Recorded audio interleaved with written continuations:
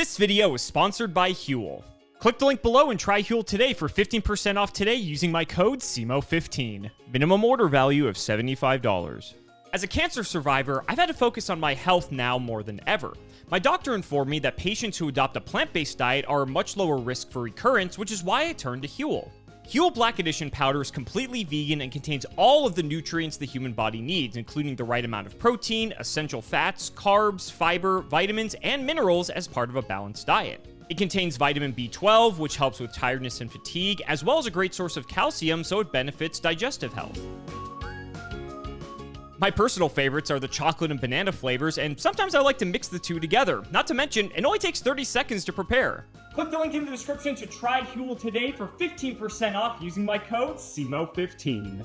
CGB, buddy, it has been a minute, but a lot has actually happened in the Yu-Gi-Oh space. Tell me if this sounds familiar to you, okay? Okay. So Yu-Gi-Oh has decided to create a new format, something that doesn't happen very often. How it works is that we have completely abolished the ban list. There is no ban list in this format. However, Konami has assigned point values to individual cards, and each deck has a total number maximum of how many points you are allotted in a deck. Did this sound familiar to you at all? Yeah, it's Canadian Highlander. It's a format in Magic. Did you know about this? I'm sure somebody told you about this. I did, which is why I was seeing if you would inform our fans of what it is. Yeah, so it's not a unique idea. I have not played Canadian Highlander, but I've watched a lot of content from my friends at Loading Ready Run, so I would check them out if you're interested in Magic's Canadian Highlander point system format. What do you think about Canadian Highlander conceptually? I hate math, so I despise this idea. But honestly, I think it works. I don't like it is putting a certain onus on the player, right? That you have to look up a card and look up the number, and then you have to min-max that. And I don't enjoy that part of deck building. I like a black and white solid yes or no, because it gives me something else to obsess about in deck building. And I think that there are people who like that, and there are people who don't like that. And I fall into the don't like that camp. And you would be correct, because this has been a very divisive subject ever since its release. At the time of recording this, Genesys format is about 2 weeks old at this point in terms of its initial announcement. This upcoming weekend, I'm gonna timestamp this here, is YCS Anaheim, which is our equivalent of the Pro Tour, and they're actually hosting the first ever tournaments for this format. And it seems like Konami's really trying to go all in on this format because things haven't been great in our game. Shocker, I know. It's the Pro Tour? It's like your Pro Tour? They're hosting a Pro Tour for this? Like 2 weeks after the announcement? Not specifically just for this format. They're doing main modern Yu-Gi-Oh! Yu-Gi-Oh! 2, as we call it. But then also, as a side event, people can compete in the Genesys format, which is what it's called. If you want to be able to participate in the Genesys events. They are going to be a side event at each of the YCSs for the next several months. This is our first look at the pros playing the new format. Interesting. Okay. Precisely. So I thought it would be fun to show you some cards, both cards you may have seen before and some new ones. And your goal is to guess, if you were working at Konami, what would you assign a point value for this particular card? Oh, Sound God. good? Yeah, great. Okay. So not only is it something I wouldn't like to begin with, it's okay. Now I've got to do it for your content. Okay. Precisely. We'll start with something you will like to begin with here, and I will let you know how the point scaling works. Pot of Greed? Is it? It's Pot of Greed! So, I don't know how Canadian Highlander's point scaling works, but for Genesys format, the cards can be anywhere from 0 points up to 100 points, and you are allowed to have 100 points total in your deck. What? 0 points to 100? Dude, Canadian Highlander is what? 1 to 7 or something? Well, this is going to be a lot more fun than I thought, isn't it? Why do they have to do... Why is there 8,000 life points, Cimo? Why do they have to do things like this? Oh my God. Well, Voxy would say there's 8. That's what she always says when we do. There you go. Voxy Yep. has taste. Voxy has common sense. Yu-Gi-Oh players like big number go burr. It's Oh my god. It's honestly just like it's like an Asian card game thing. They always like having big number to make everything seem like it's like, I don't know, more anime-esque. And I don't know, it's weird. Oh my god. Okay, so 100 I'm starting you points. off with your favorite card. Say again, how many points do you get per deck? You get 100 points maximum for your deck, and any card is anywhere between 0 points and 100 points. I will let you know. There are, how many cards in Yu-Gi-Oh! At this point? Like, probably 15,000 cards. There are 500 of them that are on the list that have an assigned point value. Everything else is 0. 500? There is a literal list of 500 cards that is on their website that have individual point values. How are you expected to make a deck? Like, do they Great have question. Anyway, do they have website resources for this that, like, when you put in your deck, tell you your points and your card points? Because that's what Magic would have to do.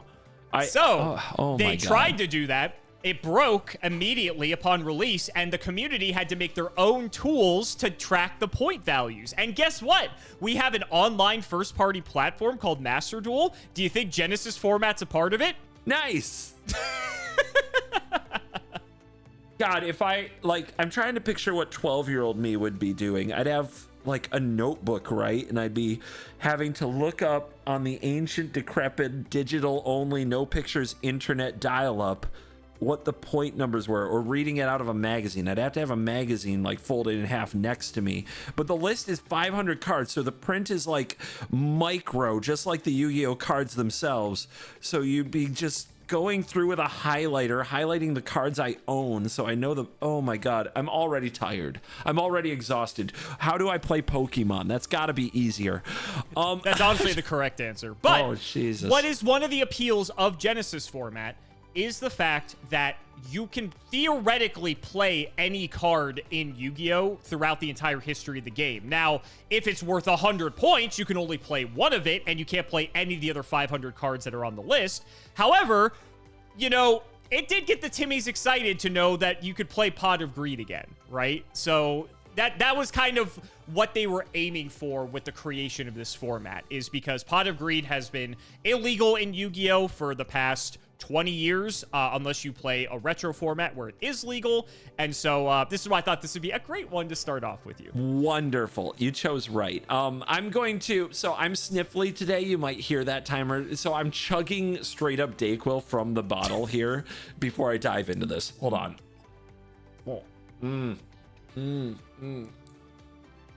Oh, so good. Jesus Christ.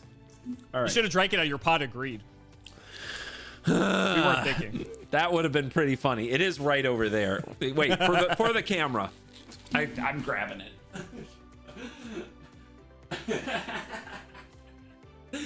All right. It's your emotional support. I got my pot. I'm gonna clutch it like a stuffed animal. This is my Labubu. Yeah, it's your emotional support Pot of Greed. My Furby, my Beanie Baby, whatever. Let's go. I feel like I'm drawing 2 cards just holding it. Okay. 100 points a deck. So, what number do you go with for such a card that would just be such an easy auto include? I've watched Canadian Highlander. I haven't like memorized the point values. I swear Moxes are like 3 or 4, and you can have like, is it 10 points a deck? 7 points a deck? It's something like that. So I'm exposing that I'm aware of a format, that I watch the content, but I still don't know my point values well. That's how like much I pay attention to my YouTube content at night. It's literally fall asleep comfort content. So I'm not sure I can compare this to anything, or I would say Ancestral Recall. If that's 4 points, then Pot of Greed is probably 40 points.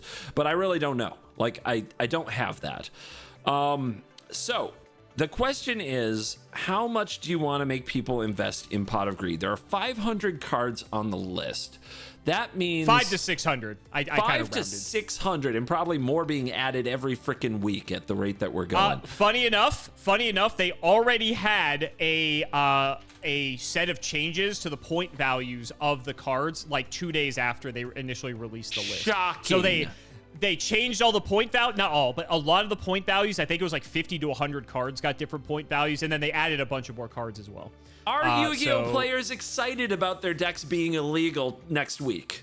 That is one of the points of contention with this format, and I think is a fair criticism, is that, you know, one event is going to be like a certain set of point values per cards. But then next week, they could change it again and just be like, yeah, we're going to adjust like 40 more cards, right? So it's going to be kind of difficult from like a content perspective for people who are trying to like help other people, because if they keep changing the point values, it's going to get really annoying. So it's kind of hard to keep up with. We don't know yet how often they're going to update the list, so we'll have to see. And I did look it up for you. There are 538 cards on the list, just to give you an exact number. I imagine not getting to play with any of those 538 cards leaves you in a position where casting Pot of Greed might draw you 2 cards, but they're significantly worse than the cards your opponent is top decking. So that remember, is a balancing every challenge. card every card in this format is legal. There's no banned cards. That's true, but some cards are more mistake-like than others. I can't wait to find out what some of these old bangers I haven't seen in a while. What was the one recently that lets you cast your whole, like, extra deck or something? It was like X Life to just put something into play. I'm trying to remember. Oh, Magical Scientist? Yeah. I will not be showing you him, but yeah, let's just say his point value is quite high. Yeah, I imagine it would be. So, like, I'm kind of thinking immediately they would want this pseudo restricted, right? And if you give it a point value of 600, you already did that. Like, you know, or not. Remember, sorry, the max 60, is 100. 60. Yes, 60. there you go. Take off a 0. You're thinking about you're thinking like the Japanese card game creators. You're adding too many zeros. My bad. So if you put 60, oh wait, tell me this. Are there any that are like 51? Am I grading like that? Yes. Damn it! Okay. So if I do this video with Rarin, which I haven't decided if I will or not, I'm going to be grading you on how close you get point value-wise. I see. So, yeah. Sound like the salt meter video from a while back that you did with me. Beautiful. Interesting. Yeah. Wow. So 51 is an option. Okay. So 51 basically restricts this card to 1 copy, and you're giving up a good amount of equity. The other thing they could do is make it like, if they made it 34, you could only have like 2, and then some wiggle room for other cards, for example, right? I don't know. I would think an iconic card like this, they would want it restricted even no matter what. So immediately I want to say 51. Now, at that point, you can say there's not a lot of point in going higher than that in the point scale, but there is, because it affects the quality of cards that you can draw, right? So the higher you go, the worse the quality of cards you get. I mean, as the greatest card ever printed here, Pot of Greed, I mean, it's tempting for me to call it a 99 or something like that. Or okay, are there any cards that are value 1? Yes. Oh my God, I fucking hate this. Why? Okay. Do you want me to give you a reason? No. Yes, I guess. Curiosity got me. So the reason that some cards are valued at 1 is that, let's say there's a 2-card combo that would be like a 2-card first turn kill, excuse me. If they make one of those card values 100 and the other one is 1, you can't play both of them in the same deck together. Gotcha. Okay. Would they make Pot of Greed 100 to just disqualify all the other cards they put on the list? So if you're running Pot of Greed, it says it's draw the only 2 card. That's not very exciting, though. Yes, it goes in every deck. For Yu-Gi-Oh players, it is. No, I mean, not really. So here's my point: is like, are you really? Is it fun? Is it like the genesis of the format? Is it what the format's intended to do? Genesis of the format. Is it what the format's intended to do, to disqualify 529 cards so you can run 1 Pot of Greed? I don't find that entertaining or exciting. I think that what you want to do if you're designing this format is you want to make it possible to play 1 Pot of Greed and then still have a functional deck otherwise. Okay. I think you build a format like this because you want everybody to have a chance to play a Pot of Greed at some point. And then maybe with testing and given work, you realize it's not worth it for the point value. So I think you assign a high point value, but not a prohibitive point value. So I am going to start this off right. Pot of Greed, point value 69. Nice. Lock it in. All that just to meme. Great. Love it. Final answer. Yeah. Oh, CGB. Genesis might be your format. You will be happy to know that Pot of Greed is worth 30 points. Wow. So hypothetically speaking, you can play a deck with 3 Pot of Greed and still have 10 points left over for any other cards on the list. I'm amazed, but I'm glad they went that way, because that does tell me that their interest isn't just in prohibiting these cards. They are enabling people to play these classic cards in a sense. So I'm gonna give that a thumbs up. Actually, you said 30, you typed 39. Did you say 39? Oh, I typed 39 because that's how off you were. That's how off I am. Oh, yes. Yeah. So I'm going to be love putting this. numbers there to just add up over time how off you are with a lot of these card choices. Yes. So my pleasure. Just to trigger you further. Yes, precisely. But I agree with you. I think if they're going to make a format like this, they want to sell it, if you will. And so the fact that, you know, word of mouth, you could go to someone and say, hey, there's this new Yu-Gi-Oh format. Remember Pot of Greed? You could play 3 Pot of Greed in this format. I think that gets people excited, right? I think that gets people more excited than just saying you can play Pot of Greed. Like, you could play 3 Pot of Greed. You know what I mean? So I think that was an intentional decision. And maybe they'll change their mind later on, because again, we're time stamping this video, because if they change the point values in the future, that the numbers are going to be maybe potentially off depending on which cards get adjusted and which cards I'm showing you. So, yeah, I think it's shocking, honestly, that it's only worth 30. But I mean, it's taking a considerable amount of your equity if you're going to play 3 pots that you can't play any other card that's above 10 points. So, but 3 Pot of Greed is pretty good. So, we'll have to see how that goes, because we haven't seen any format or any big tournament, aside from like creators hosting their own tournaments for fun. We haven't seen like the first official format tournament take place yet. So, we'll see if Pot of Greed makes an appearance. But I thought we'd start off with a fun one, just because it's your favorite card and all. Cool. Very cool.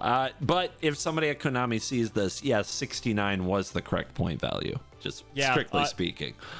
Speaking of cool, I think this guy looks pretty cool. See what you think about this guy. Silva, Warlord of Dark World, is a level 5, 2300 attack, 1400 defense, fiend effect.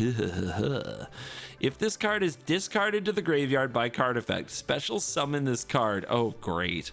Then, if it was discarded from your hand to the graveyard by an opponent's card effect, your opponent places 2 cards from their hand on the bottom of their deck. Oh, wow. Cool card, huh? I mean, yeah, let me think. How popular is discard? So I'll give you some context here. The Dark World are a series of monsters. They're an archetype. And the whole gimmick with them is they all want to be discarded to the graveyard because they have some sort of good effect that happens for you if they are discarded. So a lot of them just basically special summon themselves. Some have other effects, but the whole gimmick is that they want to be discarded. And so typically all Dark World, I want to say all, most Dark World cards have 2 effects. They have an effect that if they're discarded by any means, that effect happens. But then if your opponent is the one to discard them specifically out of your hand, not you, then they get some sort of like bonus additional effect on top of that. And so Silva's a perfect example of that here. So I'm immediately thinking of like, how common is it that the opponent makes you discard? And it doesn't seem super common when I think of a lot of cards, but then I remembered you have a card called, is it Card Destruction? That would be legal here. So that's like a wheel effect in Magic where both players discard their hands and draw cards. I will agree with you, though. I will say, compared to Magic, making your opponent discard cards in Yu-Gi-Oh! Is not nearly as common. Yes, we do have stuff like Card Destruction. There's also a couple cards that say, like, if it does damage to the opponent, they have to discard a random card out of their hand. And then there's also, like, the ones that you know that you get to look at the opponent's hand, but obviously you're not going to pick this if you know what it is, right? So there's a few. I wouldn't say it's, like, it's pretty uncommon to see cards that discard random cards out of your opponent's hand.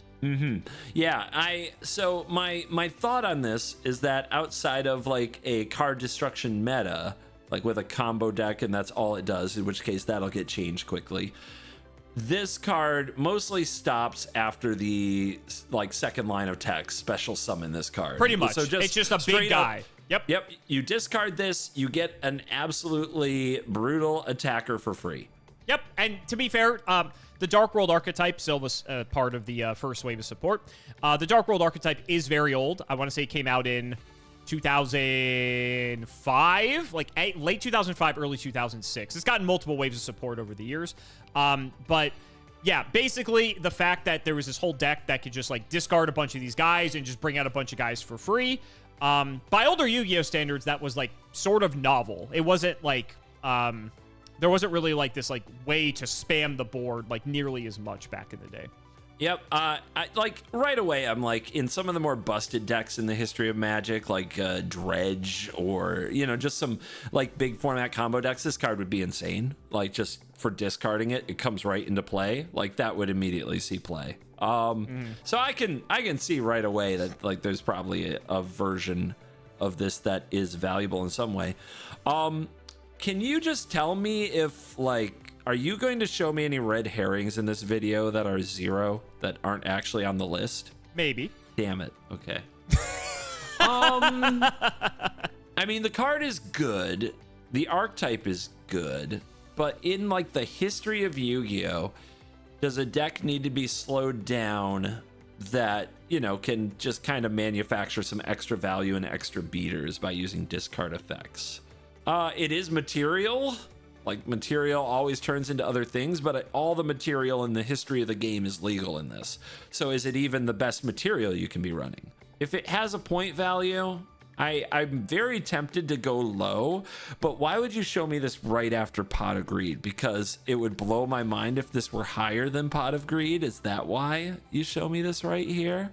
It's possible. Like when I think of what's better in the format, 3 Pot of Greeds or like 3 of these, I can definitely see a world where like you play a combo deck that draws and discards, and then you get 2 or 3 of these on the same turn, and they can attack right away because everything has haste, and that's a good amount of damage, but it's still not lethal on its own. It just needs a little help.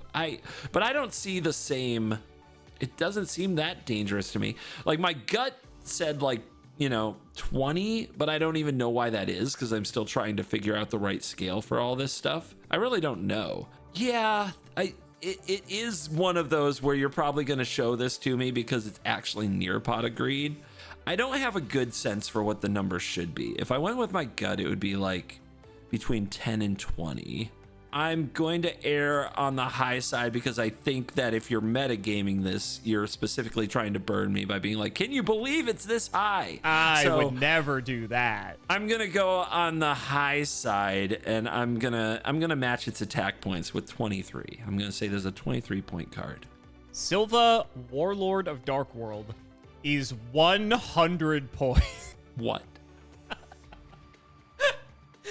The golden rule, CGB. Hand destruction is not allowed in Yu-Gi-Oh! You should have known this. But why? It's not even that common of a thing, right? It can't be. I'm like, every time I've said a hand destruction card other than that one trap was good, you laughed at me and it turned out to be bad. What? Do you agree with this? Here's the logic behind this. The Dark World boss monster. This came from the newest wave of support for Dark World that is a few years old at this point at the time of recording. Their big boss monster has an effect that says when your opponent activates the effect of a card, you can change the effect to read your opponent discards 1 card. In the Dark World deck, you basically have a way to force your opponent to discard the Silva out of your hand. That counts as your opponent forcing you to discard, which means you get to hand rip your opponent for 2. Now, on the point scale for this, Silva is 100 points because the Dark World boss monster is 5. So this is a clear example of they made one of the cards really expensive and over the 100-point threshold so that a combo like this can't exist in this format. Do I think Silva is worth 100 points? Absolutely fucking not. But these are some of the lovely design choices that they made at Konami when they were designing the Genesys format. Oh my God. This is crazy people talk. That's what you're telling me. I thought about it. I thought you would pull the something you may have missed. I deserved it in a sense. I honestly did think about, can you make your opponent's card effect choose a certain thing? And then I was like, no, that's too stupid. Does Magic have anything like that where like it changes the effect to force your opponent to discard a card. There's probably some kind of a way to do that. Like I'm thinking of a card I just played in our live version of Worst Possible Commander Show that says whenever you take damage, instead you discard a card, and when you have no cards in hand, you lose the game. But still, even then, it's your choice. It's not like the opponent, quote, forcing you to. It's your card. So I was just like, there's no way that's actually a thing, but oh my god. It is. And for what it's worth, there's only like a couple cards in the game that have that text. The boss monster is the most notable, and that's obviously that came as like the third or fourth wave of support that Dark World's ever received. So they're like, okay, how can we make this deck busted? And when you can Silva hand rip your opponent, then that's one of the ways to do it. So yeah. So now you're starting to understand some of their design philosophy decisions behind this. And speaking of which, you mentioned a little bad trap card that hand rips your opponent. No. Let's revisit another one of your favorite cards, buddy. This is like that high school reunion you got bullied into going to for some reason, and then you see all the people you didn't want to see, and you just... Anyway, it's just a lot of trauma. It's a lot of trauma. All right, Trap Dustshoot is a trap card. Activate only when your opponent has 4 or more cards in their hand. Look at their hand, select one monster card in it, return that card to owner's deck. What point value are we giving good old Trap Dustshoot? Good old Thoughtseize. Good old Too Good for Yu-Gi-Oh! The hand knowledge. Oh my god, the game is practically over. How much point value do you give to a card that literally ends the game, if you ask Yu-Gi-Oh! Players? If you can play 3 Pot of Greeds, does offering that psychopath in your Yu-Gi-Oh! Community the option to play 3 Trap Dustshoots have a similar effect? Like, does that get them to buy into this format? I guess we also have to look at it as a few things. Traps got slow for Yu-Gi-Oh! 2. Very slow. Is this card legal now in Yu-Gi-Oh! 2? It is not. Huh. Was it ever? In Yu-Gi-Oh! 2, no. Trap Dustshoot has been banned. It stayed banned throughout. They've never tried it. It's been banned since 2010, 2011. So it's been like 15 decade years plus. It's been banned. Okay. Also, I forgot to mention with Genesys format, they are attempting to... This is like the Reddit custom format, if there ever was one. They also have it so that Link monsters and Pendulum monsters, 2 of your favorite card types, don't exist. You can't play them. What? So they're literally just trying to appeal to, like, the casual boomer audience to say, like, hey, if you want to play, like, you know, with, like, these older cards and not have to worry about newer cards, necessarily, then, like, this is the format for you. Why would they... Okay, sure. Were those cards that divisive? Like, having to keep track of where on the board and the new zones and that? People were like, I'm done. You know what? I get it. I respect that. When Pendulums specifically came out, I think Pendulums are more divisive than Link monsters specifically, because you look at a Pendulum card and it doesn't even look like a Yu-Gi-Oh card. Like, it looks like someone ordered it off fucking Etsy or like Temu and said it was a Yu-Gi-Oh card. Pendulums, a lot of people quit when Pendulums were released because they sort of felt the sentiment, oh, this isn't like our game anymore, you know, yada yada. And Link monsters had a similar, but I would say lesser effect in the same light, in that people still felt the game was going in a direction that was kind of away from the old Yu-Gi-Oh that they remember. But I don't think it was as bad as Pendulums, because at least the Link monsters weren't nearly as complicated as the Pendulum cards were. Yeah. Yeah, I know, I get it. Did I ever tell you the first time I quit Magic and why?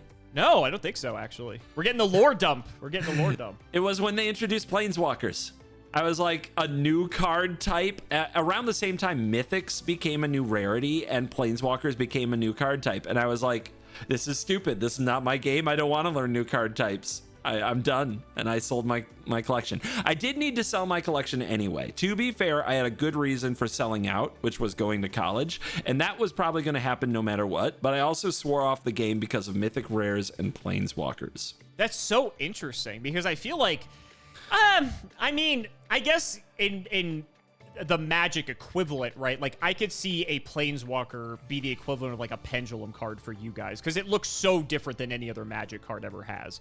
So yep, so much more text, so much more to track. Were a lot of people in the same boat? This, I don't know.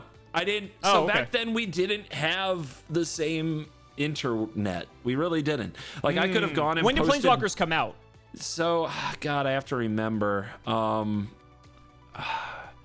want to say it was like 2000. And did that long ago. Planeswalkers come out? Yeah.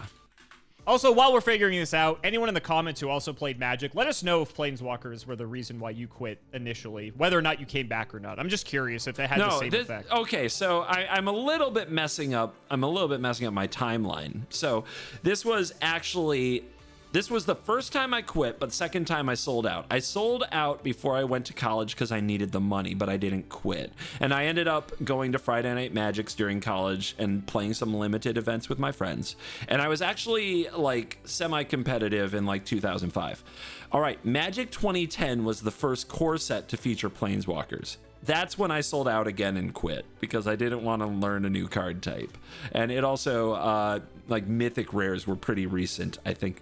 Actually, maybe Mythic Rares didn't come out for a few more years, but that was another thing that I was like, I don't want to touch that either. So that was the first time I sold out with the intent of not coming back. Now, obviously, that didn't stick. And from about 2010 to about 2015, I stayed involved with Magic just via watching footage online from time to time. But then I got well back into Magic because of Xbox Duels of the Planeswalkers. And yeah, anyway, that's where I learned how Planeswalkers work. Anyway, deep lore, deep CGB lore. Okay. All right. Anyway, Trap Dustshoot. Traps are slower. This format is definitely expected to be fast. Does keeping pendulum monsters and link monsters out of the format slow it down? I don't think so. Tearlaments is potentially a deck. You're not wrong, actually, but well, it depends what the point values are for Tearlament. It does slow it down to an extent, but I would say it's still a very fast format. I like that the idea of a Pot of Greed / Trap Dustshoot format exists, and you can kind of pick a lane. Are you a card destroyer or are you a card drawer? And I think that those types exist in both games, but I don't think you want them together. You don't want the same person being able to draw 6 extra cards by running 3 Pot of Greeds, then also getting your Trap Dustshoot multiple times to hit the opponent. I think that those things together are a bit... Ugh. You kind of want people to pick a lane, I think. So that means not like 10. So does 20 keep it out of that range? Kind of. Then I'm just putting it right there with Pot of Greed. But I kind of think as an intro, like there's comparable reasons to do that. Because Pot of Greed, you know, people iconic, people want it. They want 3 of them. You get to say this is the format for that. Absolutely. And then on the other side, you put Trap Dustshoot on the same level. It's also a card that has not been legal in Yu-Gi-Oh! 2. It's also something that certainly hasn't been legal for over a decade and people need to keep an eye on. And there's probably a good reason for that. And you don't want immediately for opponents to just quit because they got their Trap Dustshooted like 2 or 3 times and quit your new format. You want there to be like some gate to that. So I'm gonna put it right there with Pot of Greed. I'm gonna put it at, because drawing 2 is better, 29. Just 1 point difference. Just yes. 1 below Pot of Greed. Hey, look, these are shots in the dark, right? And I don't expect to hit a hole in one. I just want to be on the green. That's all we're trying to do. Well, you're in the bunker for this one. Trap Dustshoot is 94. Jesus. Really? Yep. Why? Hand destruction. I told you. I think a general rule across the entire list is that any hand destruction type cards are extremely high on the list because, again, that is just something that our game is, it doesn't find fun. And like I said earlier, with this being like the Reddit custom format, and this might give you some clues into some cards later. They kind of took all the cards that people whine and bitch about all the time, and they're like, yeah, let's make these like 95, 94, 100. So that way, great. If you do decide to play with it, it's like the only card off the list you can play with. So because people are a bunch of babies.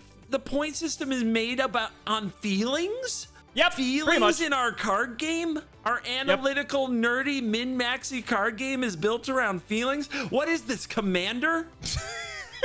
I mean, I think there's an argument to be made that there is a parallel to an extent there when it comes to God. what's on this list and what's not. Oh my God. They For just context, just played stupid games in the office and were like, that wasn't fun. 90. Oh my God. 94. Why 94? Supposedly, they have been working on this format for over 2 years. Whether or not you believe that is a different story. They probably played 1,000 games of Feelings Yu-Gi-Oh! In the office. Good for them. Clap. Slow clap, everyone. Yeah. Nice. As to why Trap Dustshoot is like 94 versus a round number, no idea. I gotta be honest with you, like no idea. I bet like, people they could looked have just through made the it whole 100. list, right? They looked through the whole list of everything that's like 7, 8, 9 or whatever. It's like, what exactly are they ruling out? No clue. Cool. Awesome. Let's do it. Jesus Christ. Ruling out? Man, you're good at this. Dark Ruler no more. It's a spell card. Negate the effects of all face-up monsters your opponent currently controls until the end of this turn. Also, for the rest of this turn, after this card resolves, your opponent takes no damage. Neither player can activate monster effects in response to this card's activation. This card's sweet. This reminds me of cool Dress card. Down. Yeah, Dress Down in Magic the Gathering is like this, except it also draws a card. It doesn't negate the damage, though, so that's probably why. If this drew a card in addition to everything else, holy crap, that would be nuts. That's really something. So, oh yeah, this is a shutdown right here. So Give me a bit of variety across the list. Great. So you're telling me, and this isn't continuous. This is just that turn. No, it's a one time. Yep. It's a one time. All right. What's the something? It's also I may have sorcery missed speed. here? It's also sorcery speed. Oh. You can't flip this up on the opponent's turn? You cannot. That is a lot worse. So I'll give you a bit of help here. So typically in like Yu-Gi-Oh 2, it's very common that the player going first will create a big combo and make a board that has a bunch of things that are meant to like interact on your turn to stop you from playing, right? Dark Ruler No More basically says fuck you, and everything gets negated and you can't even respond to it, at least with a monster effect. So if they don't have any sort of like spell or trap interaction, if it's all monster interaction, then this card will absolutely hose any deck that it goes against. Okay, so hand traps be damned. So we call this a board breaker. So there's two schools of thought with this for going second in Yu-Gi-Oh! Hand traps stop the opponent mid-combo and prevent them from ending on whatever their ending combo is supposed to end on. The board breakers let the opponent do whatever the hell they want, and then when it's your turn, they might be higher impact type cards, but you have to wait for your opponent to finish doing their combo in order to break their board with these types of cards. So ideally, your opponent sets up a board, you slam down Dark Ruler, and now you can do your whole thing uncontested because now your opponent can interact with you, and you kind of flip the board around. So that's kind of like how people view going second in our game. Interesting. Okay. And depending on the format, sometimes hand traps are better, sometimes board breakers are better. It really just depends on the decks that are present. Does this stop... Sorry, neither player can activate... Does this stop future hand traps? No, so it only affects stuff Okay. that is on the field. All right, so yeah, your opponent So if your opponent puts out... does have a hand trap, that could still work under Dark Ruler. Got it. But your opponent puts out floodgates. This ignores floodgates that if they're It monsters. ignores floodgates. It ignores anything that would have an effect to like pop a card, to like do anything to you. It negates all of that. As long as it's on the field, it negates all of that. All right, so how mad was the Yu-Gi-Oh dude at lunch break when this nuked their board? This was a very interesting card. So I always say how, or you may remember that Yu-Gi-Oh cards typically are first released in Japan, and then they come over to us a few months later because we have a staggered release schedule. We have what are called TCG exclusives, and so sometimes Konami NA designs specific cards to include in sets that we get first before Japan does. Not nearly to the same frequency as an entire set, but sometimes it'll be like a few things. And so in one of the collectible tins that they usually release every year, this was one of 3 promo cards that was a TCG exclusive. And all 3 of the promo cards were designed to be cards that were very good at going second to like help you fight back against, as Yu-Gi-Oh became more and more combo centric, they wanted to design cards that were going to help that issue. So this actually was a card we got first before Japan. And I'm guessing this is the one from that set that was a little too good. I will tell you after you decide where to rate. I don't want to disclose that. So I'm guessing that what this was meant to be was keep you in the game, which on its surface looks good. So that, yeah, exactly what you said, designed so that going second wasn't the end of the world. And I'm guessing what happened is people went second and won. Now, how do they do that if the opponent it says your takes opponent no can't take damage. It does say that, but how do you get around it? That's always, immediately make the rule, break the rule, right? Mill them out would do it, right? So maybe there's something like that. Maybe there's something setting up so that all you have to do is pass them the turn and then like the board state is unsurmountable. Maybe it destroys their whole hand and their board and you can't do anything about it. Now I'm just kind of cooked. So one thing I think they would also not want, like if I were doing this as a normal video, I would be like, you'd want to restrict that. Like you wouldn't want this happening more than once in a game. This is a good candidate for limiting. Just right on the surface. Because yeah, the feels bad is like pretty bad, but like if you had too many of these, like I think that people would get very frustrated if every turn they got hit by one of these. So, and anything that could loop it would be pretty brutal. So yeah, it also doesn't like progress you towards a win really, since the opponent takes no damage. It's just like, all right, play this, turn off all the stuff, everything you wanted to set up for interaction or like slowing me down. I'm just gonna ignore it, then do that. I don't know. It seems like if you built your deck around this, it'd be frustrating. Man, the trap dustshoot's gonna cook me. The pot of greed is gonna cook me because I can't help but relate them to these cards. I can't help but compare them. Because that's what I know. That's all that I know. What was the warlord was 100, you said? He was 100, yep. Yeah, Jesus. Okay. And I may or may not have taken these values into account when I ordered them and picked them out for you specifically. Probably. Which would mean what you're supposed to show me now is a 0. That this card is totally fine. Ooh, okay. Is that your answer? Probably not. How bad is this? I should probably just start with analysis because I've never seen the card. Dress Down is a really good Magic card, but it's not broken, and it doesn't even see play in all decks. But when it's impactful, it's highly impactful.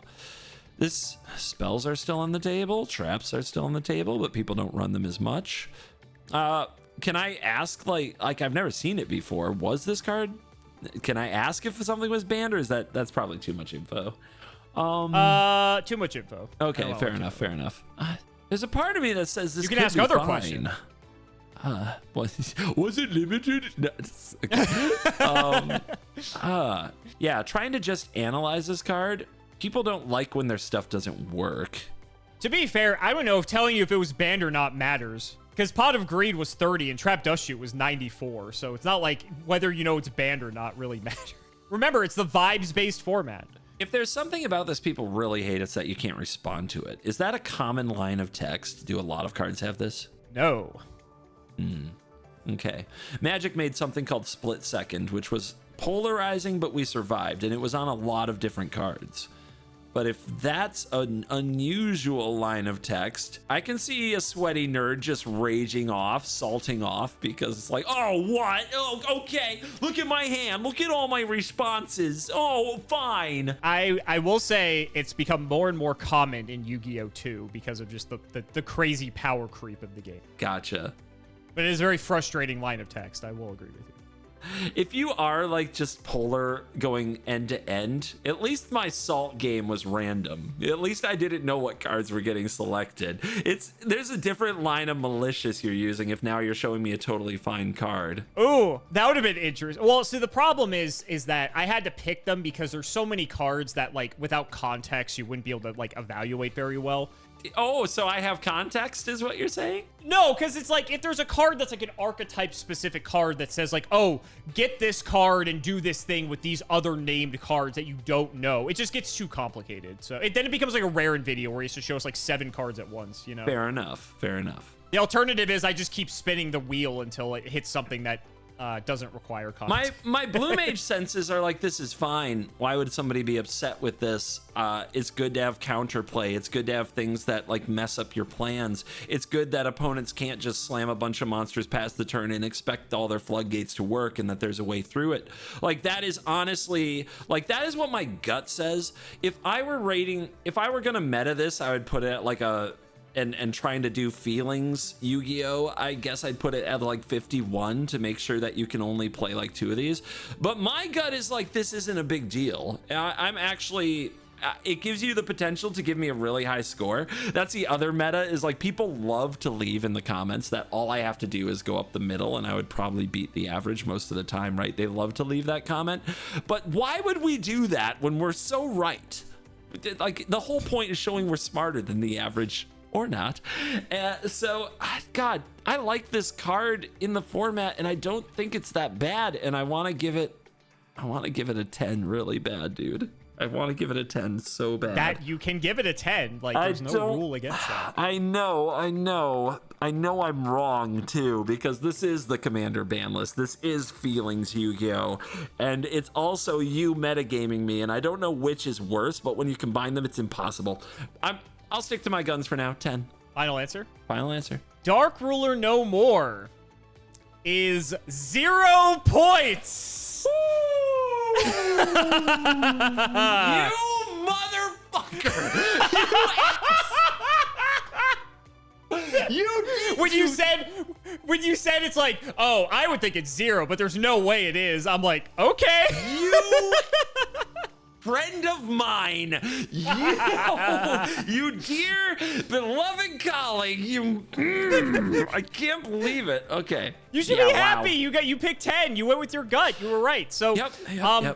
Everything you said is correct. This is a very healthy card for the game. You could argue because it has the neither player can activate monster effects and responses, not exactly the most healthy, but with how crazy Yu-Gi-Oh can get, a card like this was definitely needed. So of the 3 promo cards that were presented, this was like the second best one. There was 2 others, and they were both also very good. One didn't get really good till way later, and one was good like immediately. And Dark Ruler is one of the ones that people were like, when is this card gonna like really have its moment? And it's had its moments plenty of times. Right now, at this exact moment, as a matter of fact, Dark Ruler No More is an incredibly good card for the side deck, even the main deck, depending on the way you build it. And so it goes in and out of formats. Like I said, just kind of depends on like what the actual decks during any given time do, because sometimes Dark Ruler No More is very good and sometimes it's not very good. So it kind of just depends on that. But very good card, just a solid Yu-Gi-Oh card, and a lot of people like it. Dude, I'm so glad I just tried to analyze the card. Oh my god. Oh my god. See, you got rewarded. You got rewarded. All right. You monster. Go on. Speaking of monster, here's a monster card. Victory Dragon. Nice. 2400 attack, 3000 defense, level 8. This card cannot be special summoned. To tribute summon this card, you must tribute 3 dragon type monsters. If this card attacks your opponent directly and reduces their life points to 0, you win the match. Okay. Cool card, huh? I'm guessing you don't have a best of 1 variant here, do you? Funny enough, Master Duel's actually best of 1. Oh, I bet this card is poggers there. Okay, great. That's cool. I hope they programmed it into Master Duel just to confuse people. I really hope they did. All right. God, Magic has nothing like this. There is no win the match. Obviously, if you can do this, if you could make this good, you would. The upside is just so high. If you can make this good, you would 100% try to do that. Sacrificing 3 dragons. You like to say that all the costs are easily payable. That doesn't sound easy. In the history of... Okay. I'm thinking of the dragon video we did, and it's like, okay. Yeah, remember, all those dragons just special summon themselves, yeah. So yeah. Yeah, okay. Yeah, fine. Okay, another question. It says reduces their life points to 0. Does that mean you have to hit them for exactly 2,400, or can you hit them if they're at 2,300 and you hit them with this? Does the win the match happen? Yep, that's that. As long as it's 2400 or less. Yeah, it has to be a direct attack, so you can't like hit over a monster and reduce them to 0. It has to go direct. Yeah, and it has to, as long as it puts their life points to 0, so 2400 or less, you win the match. Okay, this card has no protection. Nope. It has no, this can't be targeted, responded to. It doesn't remove anything.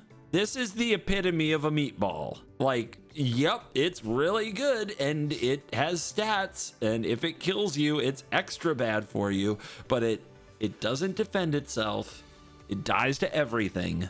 Every freaking card in Yu-Gi-Oh now can interact or remove with things on the side of the board all the time. You want me to help you out? Do I? Sure.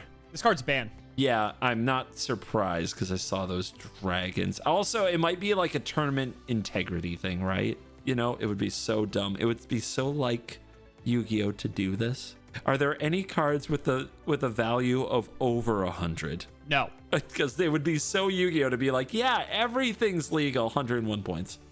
It's funny. Some people are like, some people were saying that the really bad unplayable card should have negative points, so you can get more points for playing like really bad cards. Brilliant. A+. No notes. Man, this really feels like you kind of deserve it if you die to this, but then it's an eternal format, so you can protect it with hand traps, and you can probably find a way to like set it up very early.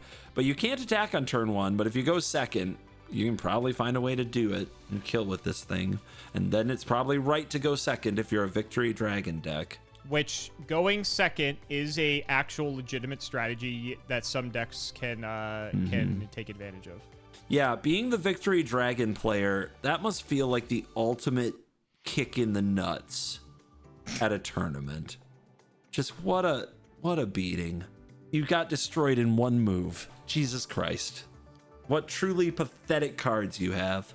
When we talk about feels bads at the lunch table, that would be one. And I'm sure it would be high on their list. So can I ask, are there any other cards in all of Yu-Gi-Oh that have a similar line of text where you win the match? Technically, yes. Every prize card that gets awarded at the World Championship has that line of text. Jesus However, Christ. Those cards are not playable. This is the only playable version of those types of cards. Good. And they basically change the typing. So like one might be, oh, tribute 3 machines, tribute 3 warriors, whatever. So they just change whatever like the typing is each time they print a new prize card. This is the only one that's legal, you say? This was also the first of the bunch, I want to say. I think this may have been the first one they printed. Is it a better format with Victory Dragon in it? I think there is a real question to tournament integrity when you can build around this card, because it's almost against the spirit of the game, and not just in a floodgates like you don't get to play way, or a hand trap like I get to see your hand and now I know what all your traps do way, in a literal like why did I show up kind of way. If you can build a deck around this in the eternity of Yu-Gi-Oh that does this consistently, I do feel like that is against the spirit of entering a tournament. Why would you sign up for this? You didn't sign up for this. You signed up to play a best of 3 match. You took pride in developing your sideboard guide and your sideboard plans and writing your deck primer for all your Yu-Gi-Oh friends. And you got Victory Dragoned? Yeah, that doesn't seem fair on a tournament like rules enforcement level, not just a card game level. And then at the same time, I look at this like a blue mage and I'm like, you deserve it. You didn't stop it. What's the matter with you? Why did you die to this? They still had to deal all the rest of the damage to you. They had to get this through exactly.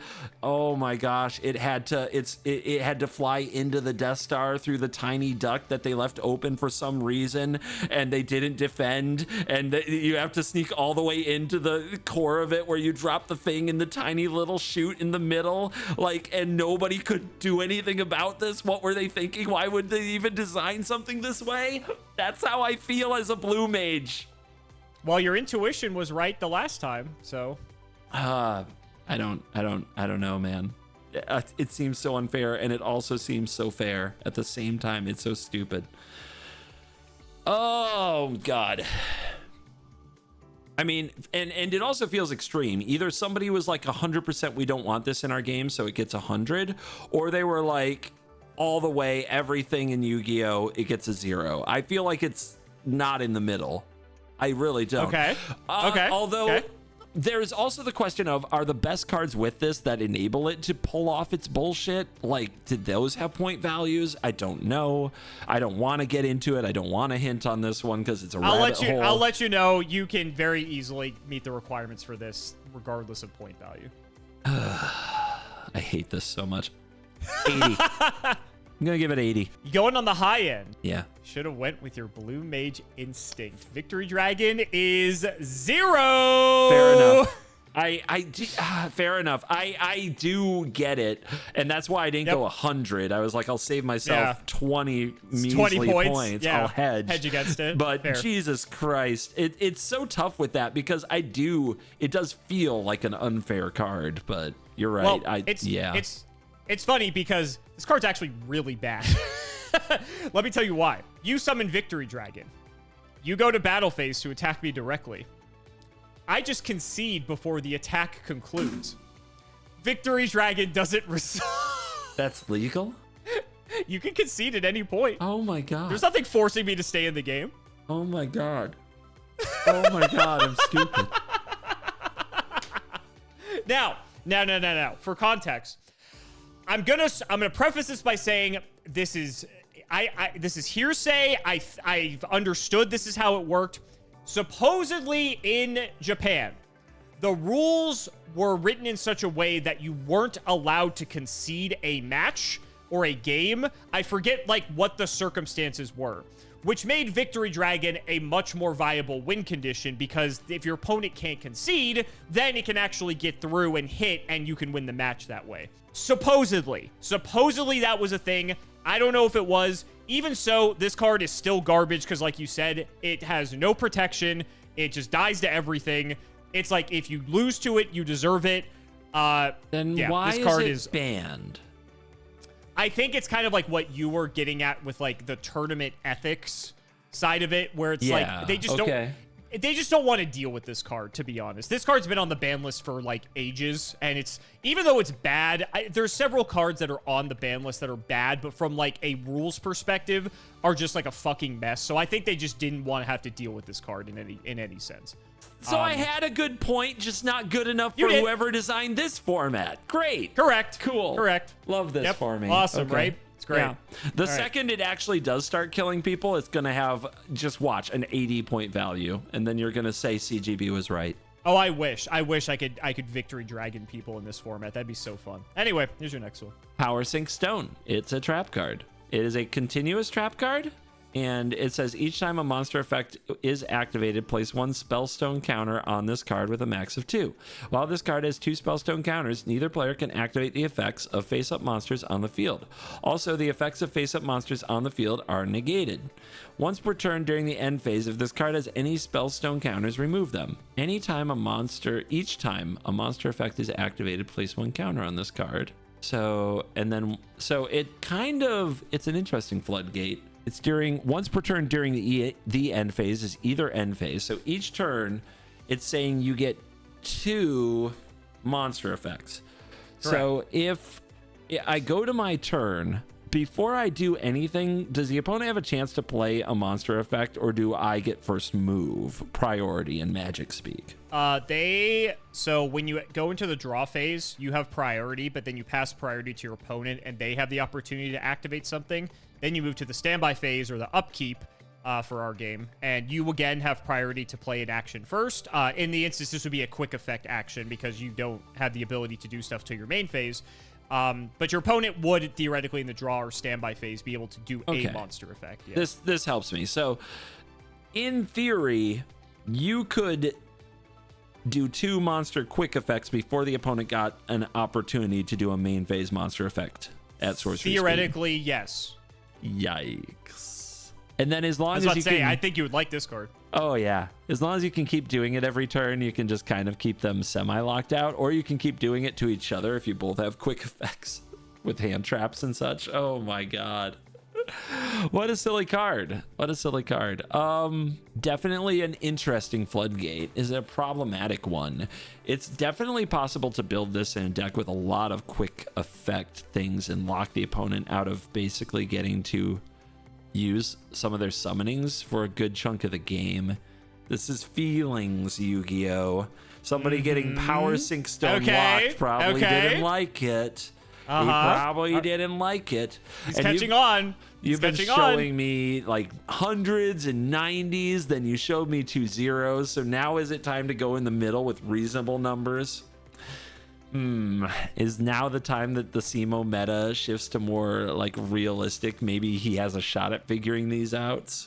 I still love how we just have to think about how the other person structured the video more so than actually evaluate the cards. We do. I mean, there's still hints in the card. Yeah, of course. I think there is probably a significant problem with multiples of these because at least there is the recourse of just destroy the trap with a spell, you nummy, or something like that. Since it doesn't seem to affect those things, it only affects monsters.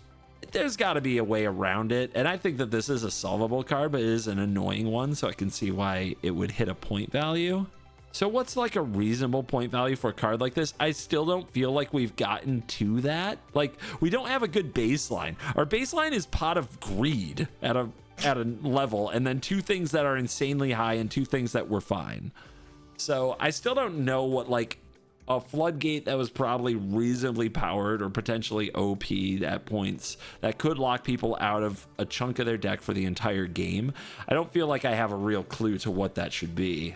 It doesn't feel like it should be like 100 so that you only have 1. To be fair, even with whatever you think is correct, doesn't matter in feelings-based Yu-Gi-Oh! Here. Yeah, well, yeah, some of these just don't make sense for reasons, right? You're trying to apply logic to an emotional-based format. Then I should just always answer 69 or 50. But what kind of a video is that? See, this is another one where I'm like, if you build your deck around this, how do you win? I guess you play like generic monsters, and there are cards like this in Magic. I'm thinking of like Torpor Orb and things that just make it so your monster effects don't happen when they enter, and you still build your deck with creatures. They just happen to be vanilla or different kinds of effects that don't get affected by this because it's activated effects of face-up monsters. It's both. So it's activated effects, and if they have any like continuous effects, it negates those as well. So it's just big vanilla smashes, as we'd say in Magic. It's like everything is just its power, and just its power, really, because only one number matters here, just its attack or defense position stats. How bad is that? They still smash into each other. Just stops all the combos from going off. That seems fine. Oh, man. I like floodgates. I like cards like these. And they're even better in, like, Commander, but oh well. Can't talk about Commander because you guys don't play 4-player enough. All right, turn 1, you drop this. Their turn, 2 quick effects. They don't get to do their things, and then your turn, try to find a way to reload because you have card draw in your game, and on it goes. So you could limit the card draw, or you could limit this card. I think that you limit it just fine in like the 30 range, 30 to 40. I'm gonna take a mid shot here. This one I might also say could be fine because it is hard to establish exactly, but I can see it being annoying. It's hard to establish what's fine in a format like this because everything's legal, but I can see this being annoying enough that somebody would put a value on it, and that's how it ended up here.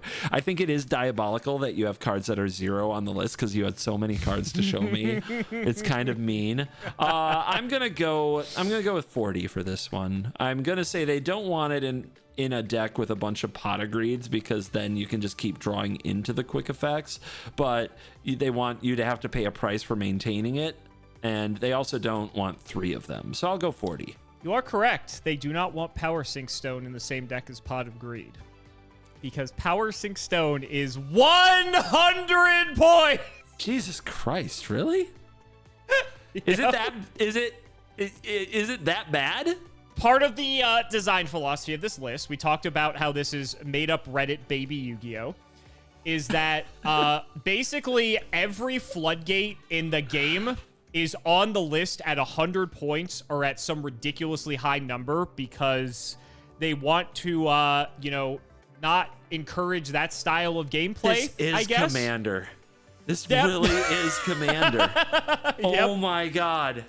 Which it's ironic because we have an actual game with an actual ban list, and they don't ban these cards in that format, but in baby Commander Reddit Yu-Gi-Oh, we can hit all these cards and basically make them unplayable because would you rather play 1 Powersink Stone or 3 Pot of Greed? I think people are going to choose the latter. Yeah, they gave you a choice. It's just a really obvious one. Okay. Exactly. Sure. Exactly. Wow. So they just want people to pop the fuck off. Okay. Yep.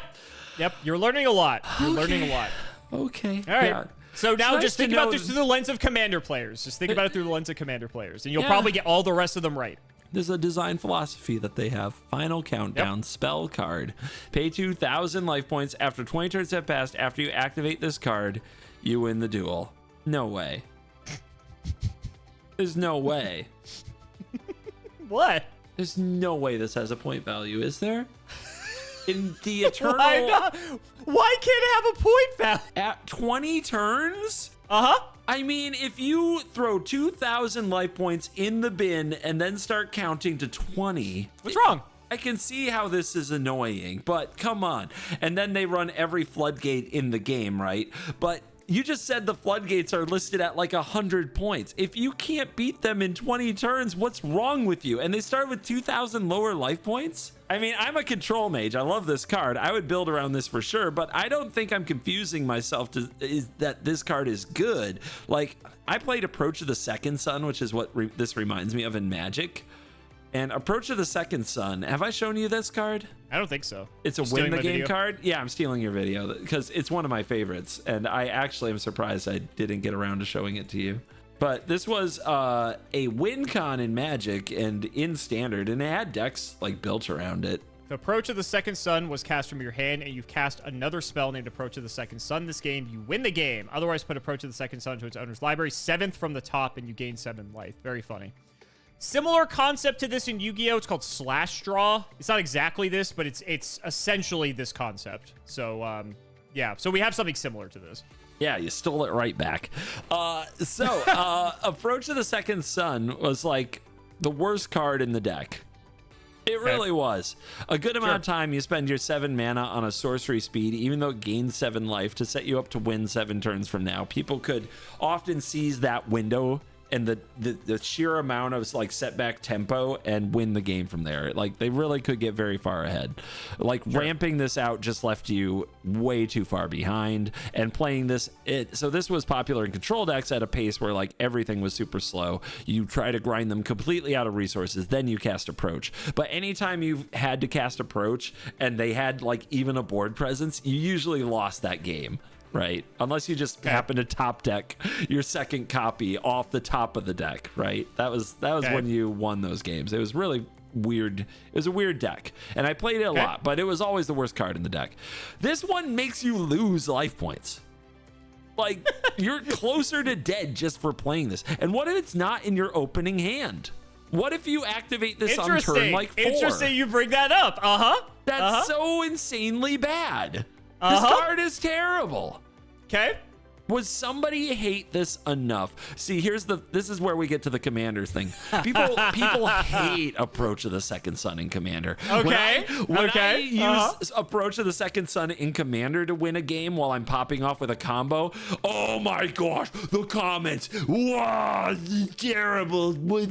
My content is ruined. Oh, they hate this card. They hate this card, Cimo. They hate these alt win cons. Do they hate this one enough? There's no way they hate the final countdown that much. But it does encourage a deck that is 2 or 3 copies of final countdown, or a way to tutor it up, a way to tutor a spell so that you're resolving it on turn 1 and then do nothing but stall.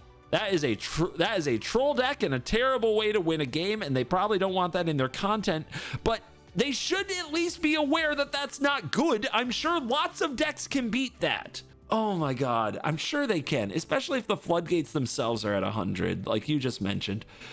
There's no way. There is no way.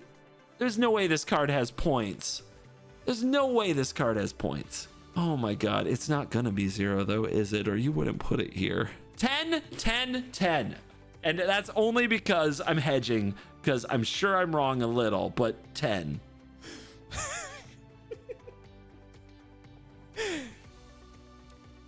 You're missing a 0. No fucking way. There's no way. Is this good? Is this... Final countdown is 100 There's no way. Why? No. Is this a problem? What, is this a ban-worthy card? What am I looking at here? Funny enough, Final Countdown is actually limited in actual Yu-Gi-Oh. There have been historically instances of people who played a Final Countdown deck exactly like you said. They play Final Countdown, they play ways to tutor it, and then they play a bunch of floodgates and hope the opponent can't actually break through, so they win the game in 20 turns. Is that good? I wouldn't say it is. However, again, Reddit-based made-up card game here. It's the feeling, CGB. The feeling of losing to Final Countdown that, even though all the other floodgates are on the list at 100, which Final Countdown's also 100, so it's not like you can play them together. Final Countdown could be 1, and you still couldn't play them together. But yet, it's on the list. They just don't want to encourage that style of gameplay, I suppose. Compare that to the feeling of losing to Victory Dragon. But I guess you have the concede thing, but maybe you don't because of the rules. I don't know. They just didn't want to deal with it. Whatever. Oh my God. This is so dumb, dude. Why are they? I thought you'd like this video. They essentially ban it when they do this. They know that too. Yep. Jesus Christ. Well, that's the thing. Anything that's 100 is basically banned, right? Because, like, there's no way you're going to just pick this one card to play over everything else. Like, there's just no shot. So it's weird because, like, there's no ban list, but there's, like, you know, it's like a pseudo ban list, if you will, because anything that's 100 is basically banned. So I don't know. It's weird. Anyway, Wow. We got a few left. Here you go. Oh, long live Yu-Gi-Oh! Evenly matched trap card at the end of the battle phase. If your opponent controls more cards than you do, you can make your opponent banish cards from their field face down so they control the same number of cards as you do. If you control no cards, you can activate this card from your hand. Oh, shit. At the end of the battle phase, if your opponent controls more cards than you do, you can make them banish cards from their field face down so they control the same number. And if you control no cards. So that's interesting. Immediately, like, your first thought is like, oh, turn 1, I pass, or something like that. And the opponent goes, burr, burr, burr, burr, burr, burr, burr, burr, burr, burr, burr, burr, burr, burr, attack you. And you're like, evenly matched. I take a lot of damage, but I'm not quite dead. And you lose everything. Conversely, your opponent can go first, and you can do that going second without taking any damage. Yeah, that's pretty good, too. That's pretty great. I'm just helping you out. I'm just Sure. I'm skipping a step there. Sure. So they have to, like, all kill you, or they could lose everything. It is very common with this card that if your opponent builds a board, you just go draw, standby, main phase, immediately go to battle phase, and just drop evenly matched. And if they don't have an answer, they probably just lose. Wow. Yeah, this card's sick. Wow. Okay. This was very hyped on release. This card's 2017. 2017, I think this card's. It's not like the cost is that high. You can, like, I remember the card Balance in Magic. You can navigate your board into a position where they are in a superior spot. A little suboptimal play for a big, like, comeback effect. But if they counter it, it feels so bad. If you control no cards, it's such a line of text, too. There's a few big, like, haymakers throughout Yu-Gi-Oh! That say, like, if you control no cards, play this, like, game-flipping card. And this is one of them. It's an extreme. It's definitely an extreme. It's not evenly matched at all. Just like Balance isn't balanced. It can be a very awkward top deck. This is Yu-Gi-Oh! Though. I think you run that risk. Yeah, if your opponent controls more cards than you do, that's not that hard to, like, navigate yourself into a space of. And if not, you're already winning. For context, too, controls is only what's on the board. Hands don't count. You definitely, I think you want a point value for this. This is another one where, like, I look at it and I'm trying to design for a format, and my thought is a reasonably high point value, like say 51, makes it so it's both a rare instance and not everybody wants to play it, and the cost is reasonable. I think what I've actually been destroyed by in terms of watching Canadian Highlander content is that they're reasonable. They don't just assign Black Lotus a 7 because it's Black Lotus. Hey, they didn't do that with Pot of Greed. Right. And then you showed me that, and then everything since that has been extremes, just nonsense extremes. They want people to play their cards. So would they make a card like this legal that like basically punishes you for playing all your stuff? Okay, they want people to have access to resources. Does that mean they don't want to punish people for going overboard and going too far with their resources? I imagine this is annoying to play around and navigate, but I don't imagine it's impossible. Tell me this, because this is kind of a Canadian Highlander thing as well. Do you, like, your opponents know what cards you run and their point values, like what you use your points on? Great question. Nope. Interesting. So they don't know if they have to play around this or not. But which is another point of contention, because it's like, unless you memorize every point value on the 538 card list, how do you enforce that, right? Because like, unless it's very obvious, like you're playing Final Countdown and Powersink Stone together, right? You know, what's to stop you from playing like 105 points, 110, you know? Well, like, we're tournament players. We're going to go through, like, if they yes, do... we have integrity. We're going to go... No, what I'm trying to say is we're insane. We are going to go through their graveyard and every card they revealed before going to game 2 and try to mentally, like, add up all the points so we can calculate what they can and can't still have in their deck from the information we gathered from the game. That's now a thing. So... this is another one where I want to say, like, give that a 51, like make it a high cost, but when it gets you, it gets you. Make people think about it, but there's a way to math their way out of it if they're paying attention. If this is another 100 one, this one time I actually am right in the middle. I feel like we're due for the middle, and it's called evenly matched, so I even have flavor on my side. I'm gonna go with 51. Final answer. Yes. Evenly matched is 10 points. Cool. Cool. That's great. I love that. Okay. Is it a good card? Very good card. Yeah, Very that's what card. it reads like a great card. Still sees play today. Saw play basically ever since release. Again, kind of like Dark Ruler No More, a bit format dependent. It's another board breaker type card, like I mentioned. But very strong. Very much in the sense, unlike Dark Ruler No More, that if, like, single-handedly, if this card is present in a format and your opponent does not have a trap negation specifically for evenly matched, you will just lose to this card, because most of the time with like combo decks, they go all in and don't really have much follow-up. So then your opponent just goes straight to battle phase, drops evenly matched, and if you don't have a way to deal with it, you just straight up lose the game. Also very unique because it forces the opponent to banish their own cards, so it actually gets around things that say like your opponent's effects like don't like interact with this card or things like that. So there's like some cool stuff like that too with it. But very good card. This card is very expensive on release. It's been reprinted several times now, so it's pretty cheap. But it'll probably see play for the foreseeable future. It's like not banned or limited or anything. It's at 3. It always has been. And yeah, it's actually a pretty healthy card for the game to kind of like, you know, keep things in check to an extent, right? So yeah, very cool card. A lot of people love eating them. Yep, me too. 10 points, huh? What do you think of that? Yeah, it's cool because you can play 3 of it and still have 70 points. Like, I think that's a fair value to assign to it.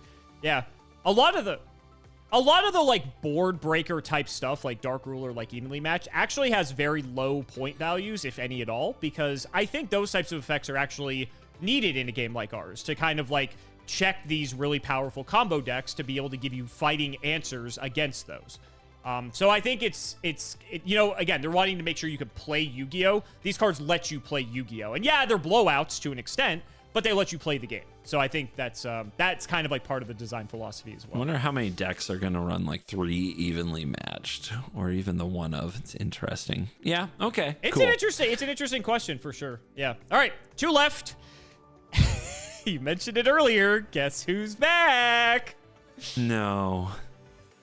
Tearlaments, kitkallos. Everything's legal. So, all right. I mean, I can read this whole thing again. I remember you. If this card is special summoned, you can take one Tearlaments card from your deck, add it to your hand, or send it to the graveyard. You can target one monster you control, special summon one Tearlaments monster from your hand or graveyard. If you do, send the targeted monster to the graveyard. If this card is sent to the graveyard by card effect, you can send the top 5 of your deck to the graveyard. You can only use each effect of this once per turn. 2300 attack, 1200 defense, Aqua Fusion. And just to remind you, she was banned. Oh yeah. Oh yeah. Come back, fish lady waifu. All right. I thought it'd be fun to revisit these since, you know, they skewed your whole perception of our game so heavily. There are interesting approaches you can take to having this legal, but managing it. And I have no idea which one they're going to choose. Vibes-based CGB, vibes-based. I hate that.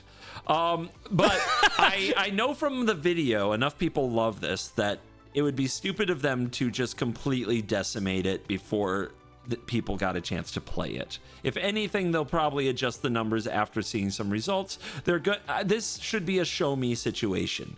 People should be able to show you Tearlaments can still dominate before you move it.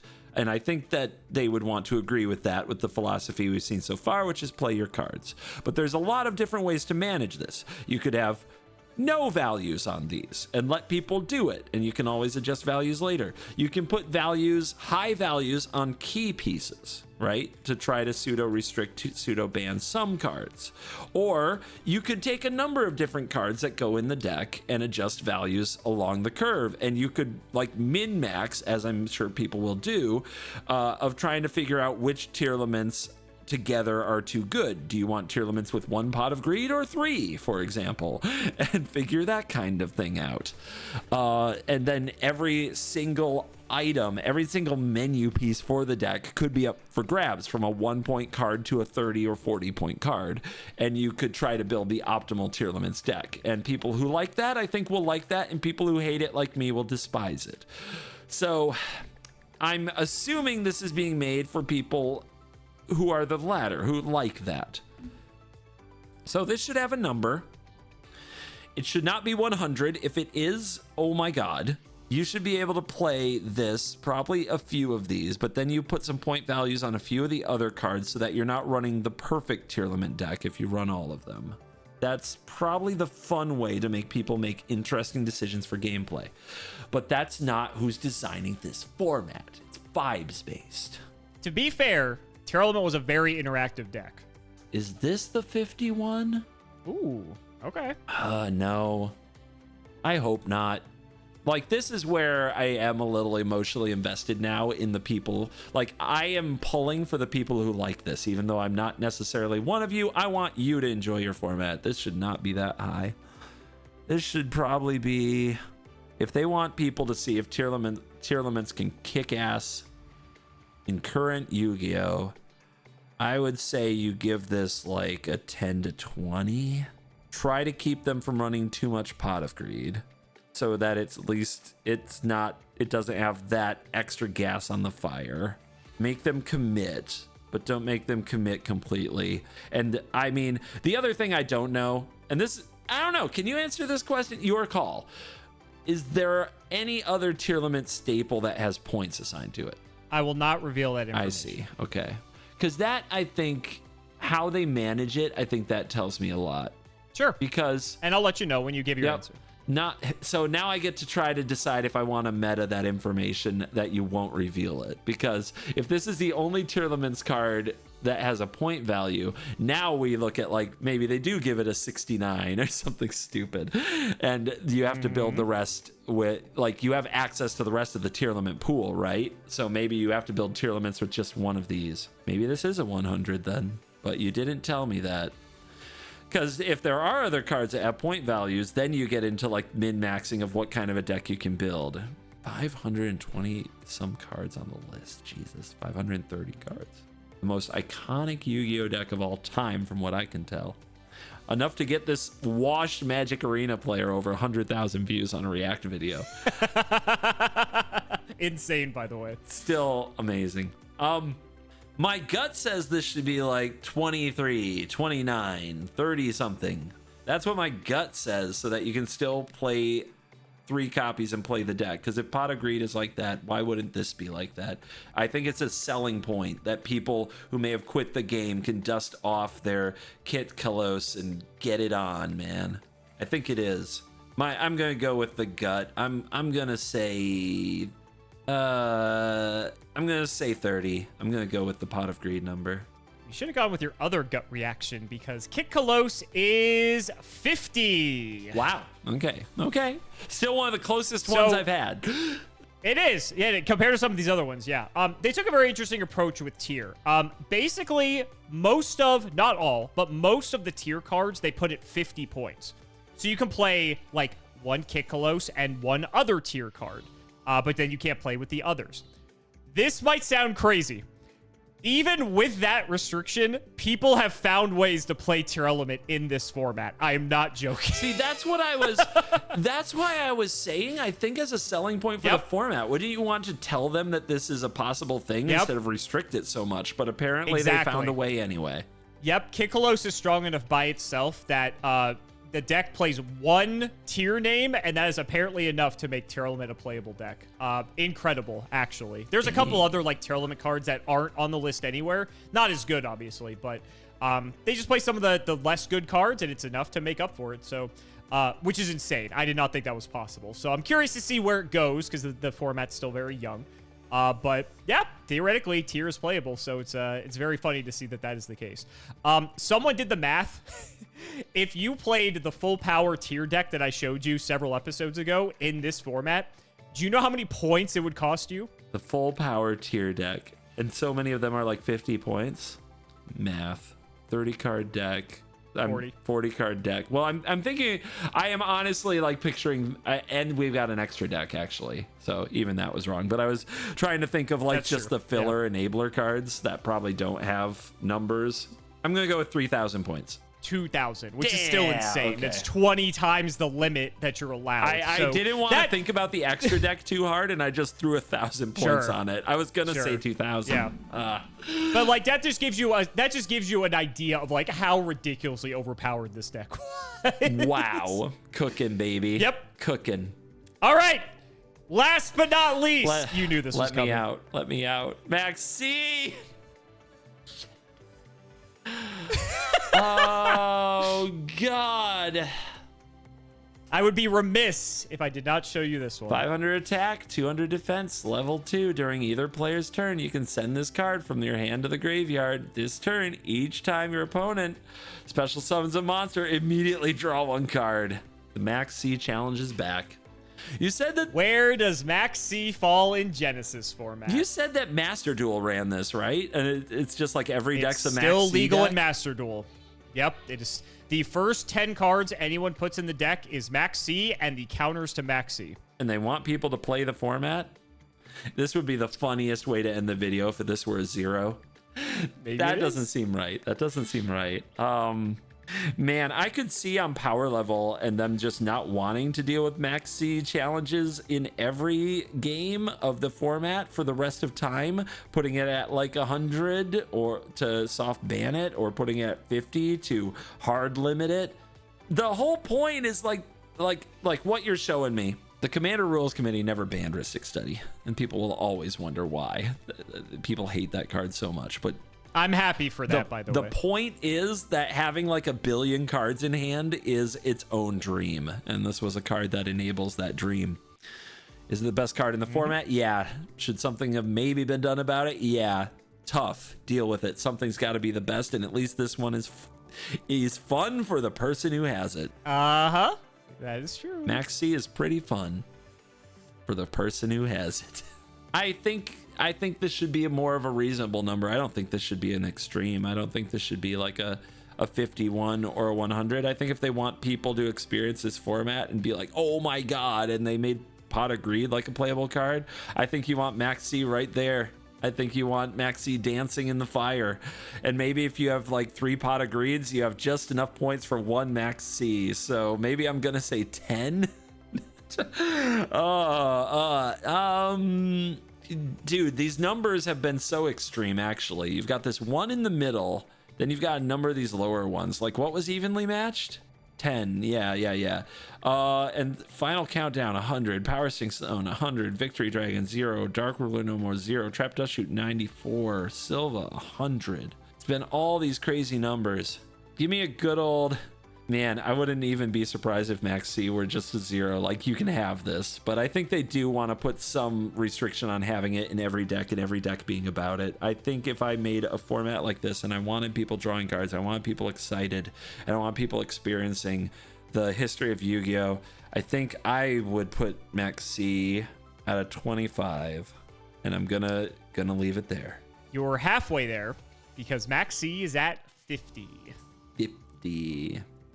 Okay. So you can have 2 Maxx Cs in your deck if you want. And this, I think, is the best place to end this video because it's kind of arguable. Like, yes, Maxx C is legal in this format, but it's debatable as to whether or not it's good because you get to play 2 Maxx C, but then you can't play anything else that is on the points list, right? So what are you drawing? Is that worth it? What are you drawing? Right, exactly. Yep. Yeah, precisely. And there's plenty of powerful stuff like that's not on the points list. Like, don't get me wrong. But you know, it's one of those things where people looking at the list have to decide, man, is this really worth it? Because at the end of the day, we call it an engine or a non-engine piece. Engine is like something that goes with your archetype that's usually searchable and sort of contributes to your main game plan. Maxx C is non-engine that is not searchable, like that you just have to draw it and hope that you have it to hit your opponent with it. And it's kind of just like, if you have it, you'll use it, and if not, it's going to be buried in your deck, you know, most of the time. So would people rather have an engine piece that's something they're going to see way more consistently that helps them achieve their main win condition? Probably, to be honest. So, like, even with Maxx C being at 50 points and being legal at 2 copies, I think there's a world where people just aren't going to play it, to be honest with you. Oh, I agree. I have this weird feeling that everything over, like once the competitive thing happens, my intuition, which is obviously great when it comes to these things, but my honest intuition is that almost everything above 40 is just soft banned. Basically, you could run yeah, Pot of Greed and more, or you could run these cards that are amazing in these situations when you do draw them. I don't know, man. I don't know. I'm kind of worried about everything over like a certain line just being not worth it. So what do you think about Genesys format as a whole, to wrap things up? I think I've explained that the min-maxing of it isn't for me, but it's even weirder to me, the kind of bias in the point system and the spread that you showed me. It's not clear what they want. You would think it is, because they're like Floodgates no and Pot of Greed yes, but then you have the limits on like Tearlaments and Maxx C, and they're out here being like, oh, you can play them, your deck's just gonna be kind of nerfed. And it's like, well, I don't want to play kind of nerfed Yu-Gi-Oh! I want to play Yu-Gi-Oh! You know? So I would have thought that if they were going to go hard after the feel bads of the format, that they would do a better job enabling the feel goods of the format for the people who enjoy them. And I think that showing, like, I do think that in a competitive sense, a lot of these cards that are in the 50 range will just not be worth it. It strikes me that way. And that you're going to find out that these cards, you know, don't make the cut, and that will be sad. So I wouldn't be surprised if they got some numbers lowered or changed. But overall, what I think of it is like, just try it. Why not? What could get worse? Yeah, I think that's like one of people's biggest critiques, is that it just feels so arbitrary, you know? It just feels like just so out of nowhere. And when they're able to just change the values like at will, at the way that they can, it just sort of makes it just like this confusing mess. And I think what's more irritating too is that they've actually been very communicative about this format. Like, they've been making blog posts like almost every day or every other day and saying like, oh, check out this stuff with Genesys format and blah, blah, blah, blah, blah. And like addressing all these like issues that people are bringing up in the community. And they don't do that with like the normal game, which I think is just kind of leaving a sour taste in people's mouths. It's like, oh, okay, so you could have been like communicative and all this stuff like this entire time, but now, you know, you're deciding to do it for this like, you know, makeup Bitter, format huh? that they're deciding to. We got some bitterness around it, right? The shiny new toy I gets think all rightfully this so. attention. Okay, I think rightfully so. Yeah. No, I mean, you know, like I said, they're soft banning like the floodgates in these formats, but they're still legal in like actual Yu-Gi-Oh. Like, why is that okay? it gives You know? me the People impression that around the office they've just been playing this format for 2 years and haven't even been playing their game. It's possible. Like, there's a very realistic shot that that's true. And that I can see why that would make people bitter. I vibe with that. Yeah. Nobody likes being the old stale toy who was a loyal customer who, you know, we all feel a little entitlement for a little bit of like respect, you know, which is fair for being a loyal customer through everything that's gone on. And then there's the shiny new toy and they're like, you want this. Well, you don't get to tell the customer what the customer likes. Like that doesn't work historically. They have to sell the format on its own merit. I think they could have. I do think that the pot of greed thing was a good move. I think they could have done a better job with more of like Maxx C and Tearlaments, but we'll see. But yeah, I don't blame anybody for being like, no, I don't like it just because now you choose to talk about it when you wouldn't talk about your other game. That does seem like hypocritical. I hope you enjoyed. It was fun, too, that there was the overlap with Canadian Highlander, so I thought you'd enjoy that as well. And if I do this with Rarin, we'll see how your final point score ends up against his. Click the link in the description to try Huel today for 15% off using my code Cimo15.